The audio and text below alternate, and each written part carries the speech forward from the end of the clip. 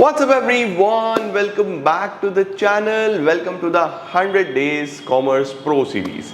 आज की क्लास में हम लोग स्टैटिस्टिक्स को शुरू करने जा रहे हैं and we'll be starting with the very first chapter of statistics, that is the concept of economics, significance of statistics. इसके अंदर हम statistics के basics डिस्कस करेंगे. बहुत फंडामेंटल, बहुत बेसिक, बहुत आसान सा चैप्टर है. मोस्ट प्रोबेबली आज ही खत्म हो जाएगा, आज नहीं हुआ तो कल हो जाएगा. कोशिश करूंगा आज ही खत्म हो जाए. तो चलिए बिना समय को व्यर्थ करे जल्दी से शुरू करते हैं और इसको भी स्ट्रॉन्ग बनाते हैं. Let's begin.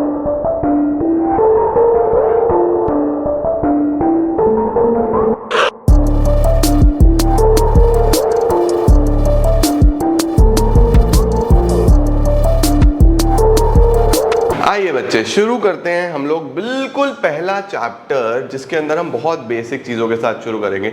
सबसे पहला सवाल तो यही आता है कि व्हाट इज इकोनॉमिक्स. इकोनॉमिक्स क्या होता है.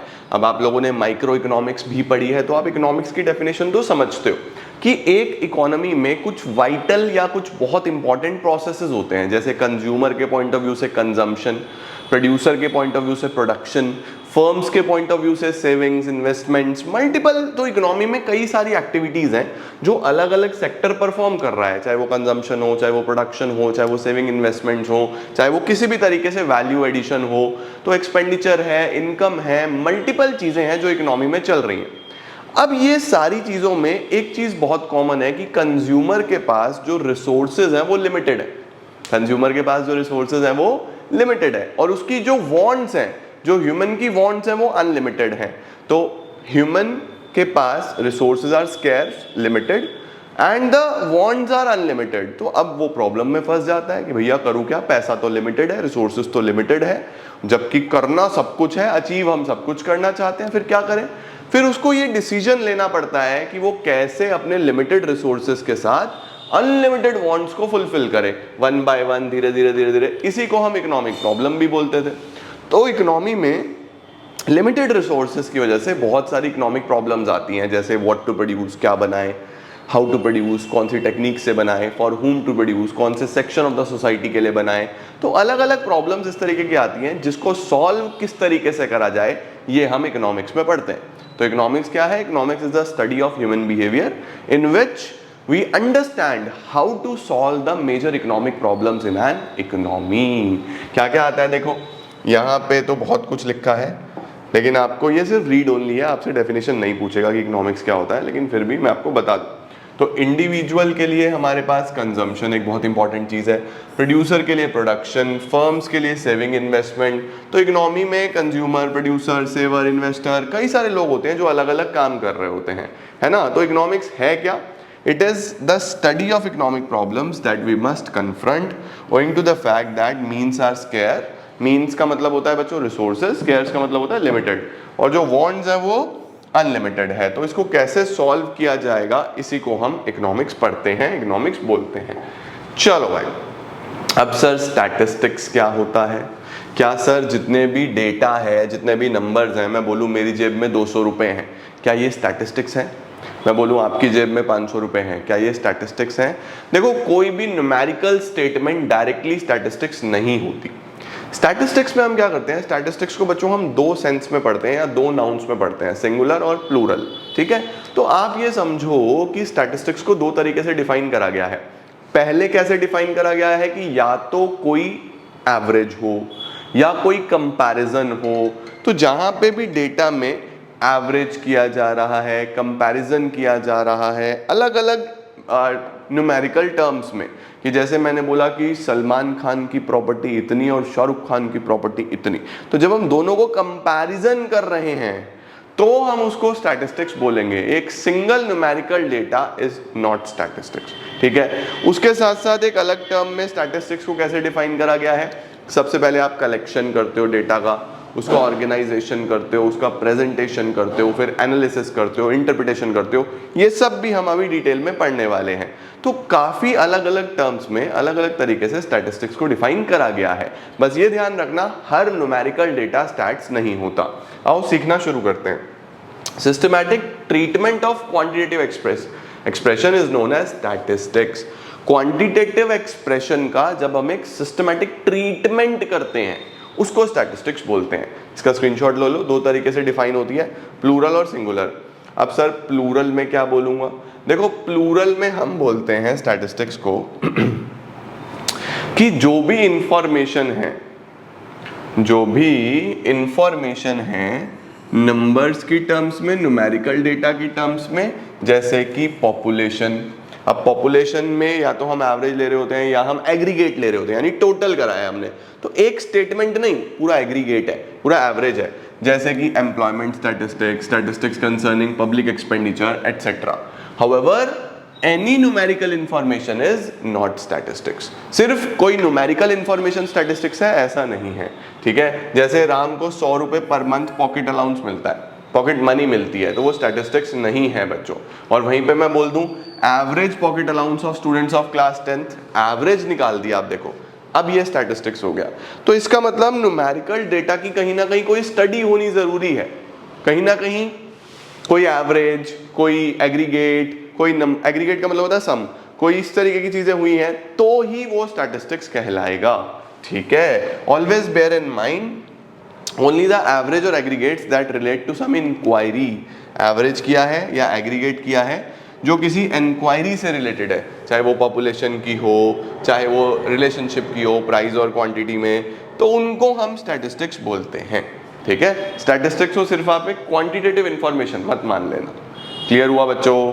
उसके बाद क्या आता है देखो, अ काउ हैज 4 legs, भाई है तो है, ये कोई स्टैटिस्टिक्स नहीं है। एवरेज हाइट एवरेज करा जा रहा है, स्टैटिस्टिक्स है।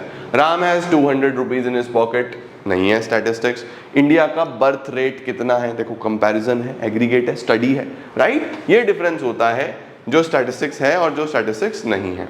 तो क्या बोला जाता है, all statistics are data but all data is not statistics, ये ध्यान रखना है, ठीक है। चलो सर ये भी समझ गए। प्लूरल सेंस में या न्यूमेरिकल सेंस में स्टैटिस्टिक्स की क्या कैरेक्टरिस्टिक्स होंगी, किसको स्टैटिस्टिक्स मानेंगे? सबसे पहला या तो एग्रीगेट हो, एग्रीगेट का मतलब कोई टोटल करा गया है, कोई सम करा गया है किसी चीज का, जैसे पॉपुलेशन का टोटल कर रहे हो, है ना, हम इस तरीके से किसी भी चीज का, कोई कोविड में कितने लोग बीमार हुए, एग्रीगेट करा गया, राइट। तो इस तरीके की चीजों को हम फिर स्टैटिस्टिक्स बोलते हैं। A single number does not constitute statistics, single number से कोई कंक्लूजन नहीं निकलता। It is only the aggregate number of facts that is called statistics, ठीक हो गया बेटा। न्यूमेरिकली एक्सप्रेस्ड जितनी भी स्टैट्स होगी वो सब न्यूमेरिकल टर्म्स में होगी।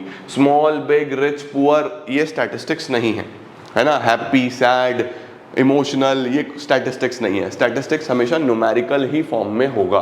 तो एग्रीगेट हो सकता है, न्यूमेरिकल हो सकता है। तीसरा, it is affected by multiplicity of causes. Multiplicity of causes का मतलब उसके अंदर कई सारे चेंजेस हो सकते हैं। जैसे किसी चीज का प्राइस बढ़ रहा है, अब प्राइस क्यों बढ़ रहा है? हो सकता है डिमांड बहुत ज्यादा हो सकता है कि रॉ मटेरियल महंगा हो गया हो सकता है लेबर महंगी हो गई हो। तो देखो प्राइस बढ़ने के पीछे मल्टीपल कॉजेज हैं। तो जो भी स्टैटिस्टिक्स होती है उसके पीछे भी मल्टीप्लिसिटी ऑफ कॉजेज होते हैं हमेशा। नेक्स्ट क्या दिया है? Reasonable accuracy.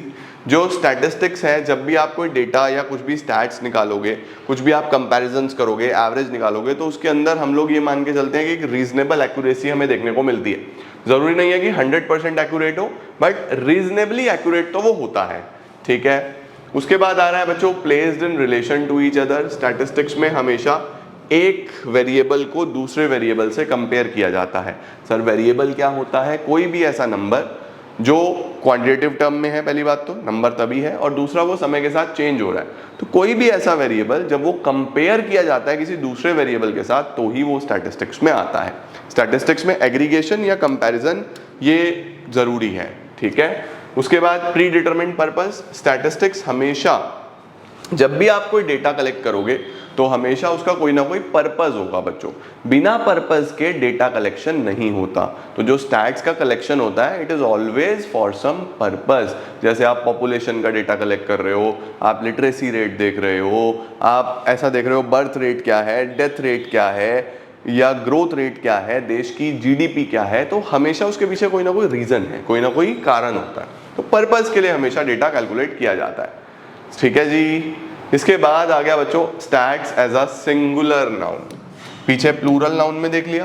प्लूरल में हमने क्या पढ़ा कि स्टैटिस्टिक्स वो डेटा है जिसको हम क्वांटिटेटिव टर्म्स में ले रहे हैं, जो कोई एवरेज है which is affected by multiplicity of causes, जिसके पीछे कोई ना कोई पर्पज है, जो कोई एग्रीगेट है, तो इस तरीके के फैक्टर्स को हम लोग स्टैटिस्टिक्स बोलते हैं।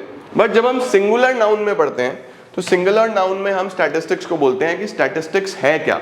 स्टैटिस्टिक्स कुछ टेक्निक्स हैं, स्टैटिस्टिक्स कुछ मेथड्स हैं, किस चीज से रिलेटेड, जिसके अंदर हम डेटा को कलेक्ट करते हैं। जैसे डेटा कलेक्ट करने के बहुत सारे मेथड्स हो सकते हैं कि मुझे किसी स्कूल के बारे में डेटा कलेक्ट करना है, मैं वहीं जाके खुद करूं, मैं किसी अड़ोसी पड़ोसी को फ़ोन लगा के पूछ लूं, मैं स्कूल को दूर से ही फ़ोन लगा के पूछ लूं, मैं न्यूज़पेपर में जो स्कूल के बारे में आर्टिकल्स छपे हैं ऑलरेडी उनसे डेटा कलेक्ट करूं। तो डेटा कलेक्शन के बहुत सारे मेथड्स हो सकते हैं। तो स्टैटिस्टिक्स में हम लोग ये भी बोलते हैं कि भैया कलेक्शन कैसे करना है, फिर डेटा को क्लासीफाई कैसे करना है, टेबल की फॉर्म में, कर्व की फॉर्म में, पैराग्राफ की फॉर्म में, तो क्लासिफिकेशन कैसे होगा, प्रेजेंटेशन कैसे होगा, उसको कैसे प्रेजेंट किया जाएगा, एनालाइज कैसे किया जाएगा, इंटरप्रिटेशन कैसे किया जाएगा। तो स्टैटिस्टिक्स में हम ये सब टेक्निक्स पढ़ते हैं, ये सब मेथड्स पढ़ते हैं, जिसमें हम डेटा को कलेक्ट करेंगे, ऑर्गेनाइज करेंगे, प्रेजेंट करेंगे, एनालाइज करेंगे, इंटरप्रिटेशन करेंगे। तो याद रख लेना कोपाई कि डेटा का कलेक्शन, डेटा का ऑर्गेनाइजेशन, डेटा का प्रेजेंटेशन, एनालिसिस, इंटरप्रिटेशन। अब आने वाले चैप्टर्स पूरे चैप्टर इस पे हैं बच्चों, collection of data, organisation of data, presentation of data, तो मैं पूरा डिटेल में पढ़ाऊंगा। अभी तुम डेफिनेशन याद रखना बस, एज अ सिंगुलर नाउन, ठीक है। तो जब प्लूरल की बात कर रहे थे तो वहां बोला था एग्रीगेट हो, कोई एवरेज हो। सिंगुलर में बोल रहा है कि टेक्निक्स या मेथड्स जिससे हम डेटा का कलेक्शन करते हैं, जिससे हम डेटा का ऑर्गेनाइजेशन करते हैं, प्रेजेंटेशन करते हैं, एनालिसिस करते हैं, इंटरप्रिटेशन करते हैं, ये ध्यान रखना है, ठीक है। स्टेजेस कौन कौन सी होंगी, स्टेजेस मैंने आपको पहले ही बता दी, 5 स्टेज होती हैं बेटा। कौन कौन सी 5 स्टेजेस होती हैं सिंगुलर में? कोपाई। सर व्हाट इज दिस कोपाई? सबसे पहले कलेक्शन, डेटा को कलेक्ट करना, ऑर्गेनाइजेशन, डेटा को ऑर्गेनाइज करना, प्रेजेंटेशन, कैसे प्रेजेंट करोगे, ग्राफ में, डायग्राम में, टेबल में, एनालाइजेशन नहीं, एनालिसिस, और लास्ट में इंटरप्रिटेशन। ये याद रखना है कि सबसे पहले डेटा को कलेक्ट करना है, जैसे मैंने बताया कि मैं खुद जाके जानकारी लेके आया, फिर उसको ऑर्गेनाइज करना है सिस्टमैटिक ऑर्डर में। जैसे आप स्टैटिस्टिक्स में मीन मीडियन मोड निकालते हो तो ascending order, descending order arrange करते हो ना, तो वही अरेंजमेंट को हम ऑर्गेनाइजिंग बोलते हैं। प्रेजेंट करना, अलग अलग फॉर्म में आप ग्राफ बना रहे हो, बार डायग्राम बना रहे हो, टेबल बना रहे हो, पाई चार्ट बना रहे हो, क्या बना रहे हो, एनालाइज करना, अलग अलग एवरेजेस निकालना, परसेंटेजेस निकालना, और लास्ट में इंटरप्रिटेशन करना, ठीक है। डन सर, ये वही है, स्क्रीनशॉट ले लो। कोपाई, collection, organisation, presentation, analysis, interpretation. अब आ रहा है बच्चों स्टैटिस्टिकल टूल्स। ये बस रीड ओनली टॉपिक है कि डेटा को, ये कोपाई के लिए कौन कौन से टूल्स हम लोग यूज करते हैं, यानी डेटा को कलेक्ट करने के लिए कौन कौन से टूल्स। एक होता है बच्चों सेंसस, एक होता है सैंपल। सेंसस का मतलब होता है जब आप पूरी पॉपुलेशन के बारे में स्टडी करते हो। अब सर पॉपुलेशन का मतलब क्या, जनसंख्या की बात हो रही है? नहीं बच्चों, पॉपुलेशन का मतलब होता है कि वो एरिया जिसकी आप स्टडी कर रहे हो। फॉर एग्जांपल मैं क्लास 11th में गया, 11th में 2 सेक्शन थे, एक साइंस का, एक कॉमर्स का। इसमें 40 बच्चे, इसमें 60 बच्चे, टोटल 100 बच्चे। मुझे इनकी हाइट की स्टडी करनी है कि एवरेज हाइट कितनी है, तो यहाँ पे पॉपुलेशन विल बी 100। तो आप जिस भी एरिया की स्टडी कर रहे हो वहां पे जो आप वेरिएबल्स ले रहे हो टोटल, उसको हम पॉपुलेशन बोलते हैं, ठीक है। तो जब मैं 100 की स्टडी करूं, पूरे 100 की हाइट मेजर करूं, तो उसको बोलूंगा सेंसस। और जब मैंने रैंडमली कोई 10 बच्चे पिकअप कर लिए, 10 बच्चों की हाइट देखी और बोला एवरेज हाइट यही है, उसको बोलते हैं सैंपल। तो आप जब डेटा कलेक्ट करते हो तो आपके पास 2 मेथड होते हैं, सेंसस भी हो सकता है, सैंपल भी हो सकता है। इसको भी हम फर्दर बहुत डिटेल में पढ़ेंगे आने वाले चैप्टर्स में। ऑर्गेनाइज करने का तरीका, एरे लगा सकते हो, टेली बार्स लगा सकते हो, इनको भी समझाऊंगा। प्रेजेंट कैसे करते हैं, टेबल, ग्राफ, डायग्राम में। एनालाइज कैसे करते हैं, परसेंटेज निकालना, एवरेज निकालना, वही आप जो फर्दर मीन मीडियन मोड पढ़ोगे वो सब इसमें आएगा।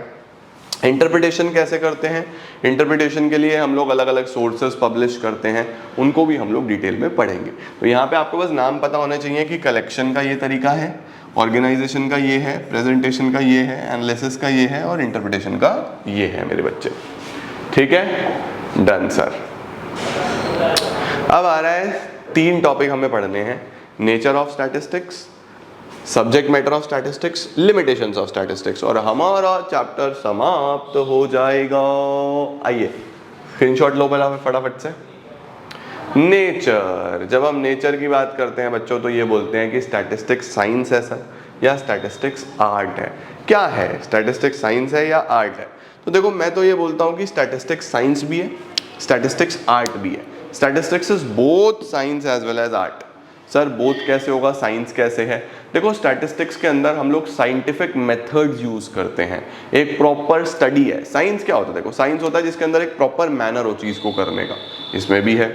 तो स्टैटिस्टिक्स में साइंस की तरीके से हम प्रॉपर स्टडी करते हैं, स्टैटिस्टिक्स में साइंस की तरीके से हम साइंटिफिक अप्रोच फॉलो करते हैं।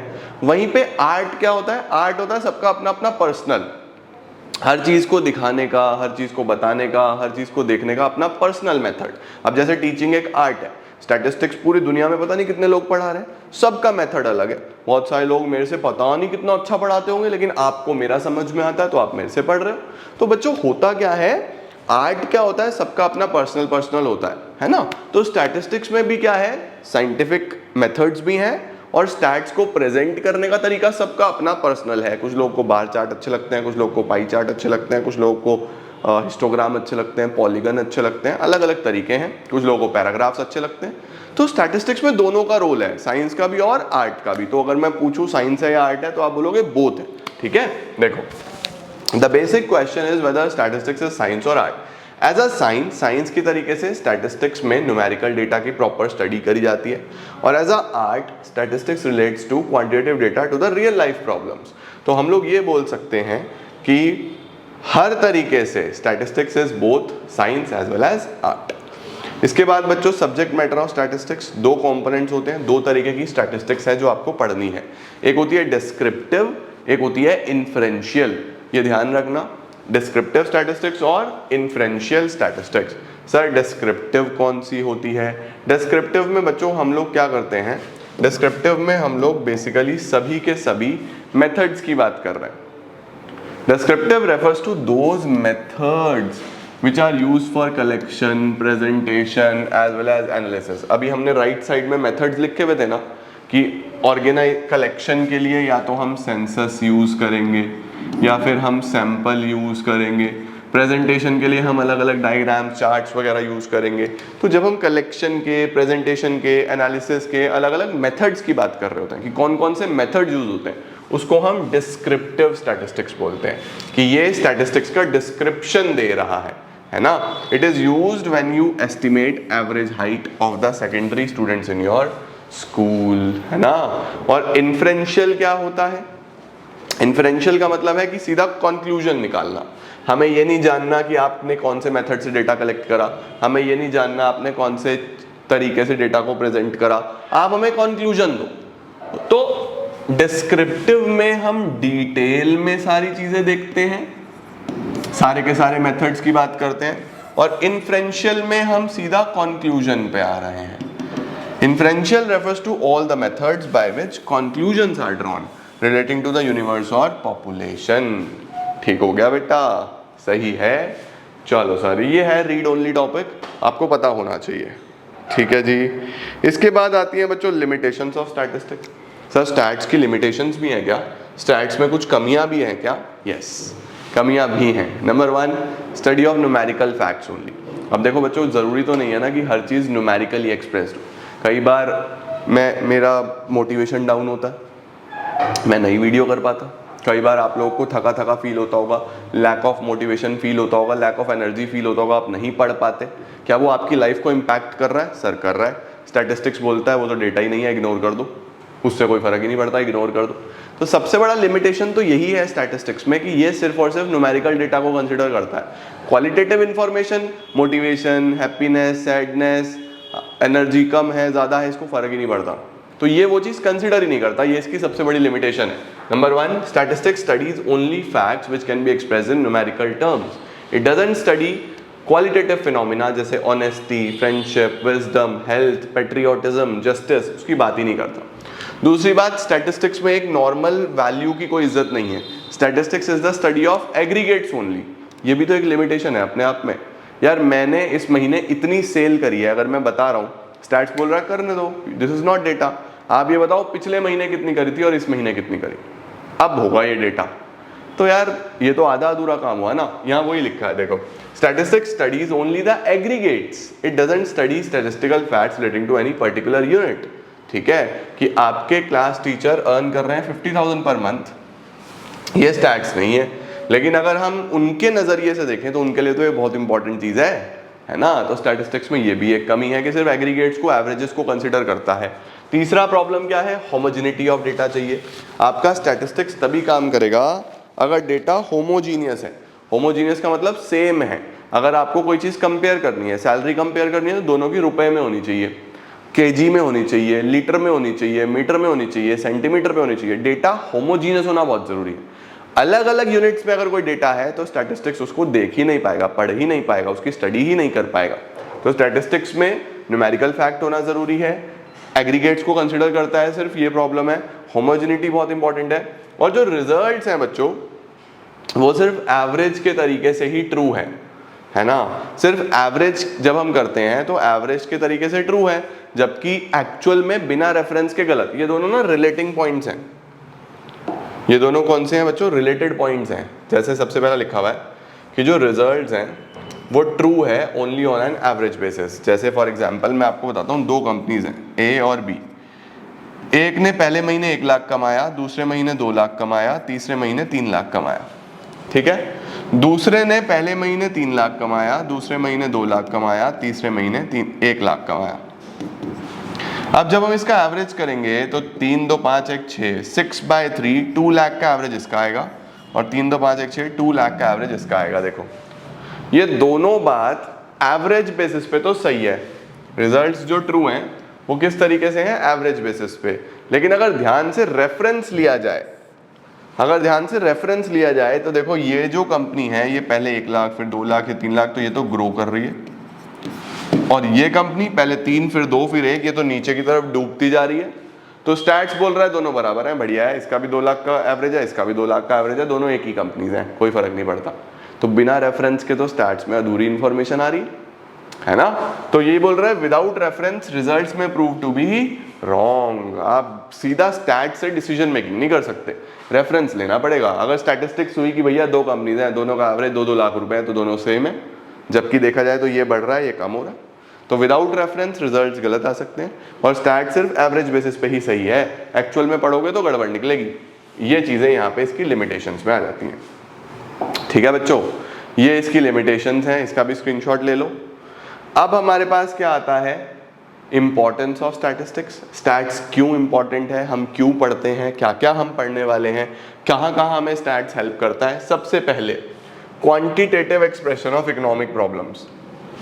जितनी भी इकोनॉमी में प्रॉब्लम्स आ रही हैं उस सबको क्वांटिटेटिव वे में लिखना, यही स्टैट्स का काम है। पॉवर्टी, स्टैट्स लिख देगा कि कितने % लोग बिलो पॉवर्टी लाइन है, कितने अबव पॉवर्टी लाइन है। इलिटरेसी, उसके बारे में डेटा देगा। Birth rate, death rate, infant mortality rate, बहुत सारे मल्टीपल डेटाज होते हैं। ह्यूमन डेवलपमेंट इंडेक्स, है ना।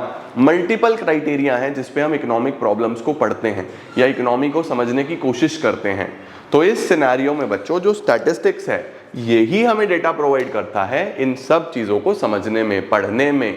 इसीलिए स्टैट्स बहुत इंपॉर्टेंट है। नंबर 2, स्टैट्स में हम इंटरसेक्टोरल और इंटरटेम्पोरल कंपैरिजन करते हैं। इंटरसेक्टोरल का मतलब कि जब हम इकोनॉमी में अलग अलग सेक्टर्स का कंपैरिजन करते हैं कि एग्रीकल्चर सेक्टर कैसा कर रहा है, इंडस्ट्री सेक्टर कैसा कर रहा है, सर्विस सेक्टर कैसा कर रहा है, तो वही प्राइमरी, सेकेंडरी, टर्शरी का आप कंपैरिजन कर सकते हो।